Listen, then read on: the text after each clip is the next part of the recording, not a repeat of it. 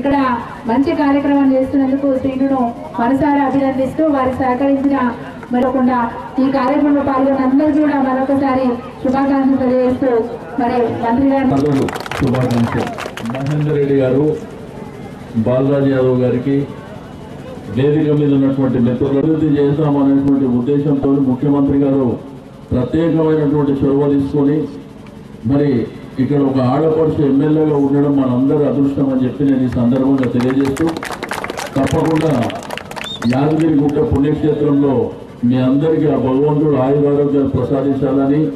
మీ ద్వారా మాకు కూడా ప్రసాదించాలని కోరుకుంటూ కార్యక్రమాన్ని ఆర్గనైజ్ చేసినటువంటి యాదవ్ బంధుమిత్రులకు అందరికీ పేరు పేరున మనస్ఫూర్తిగా అభినందనలు తెలియజేస్తూ జై యాదవ్, జై మాధవ్.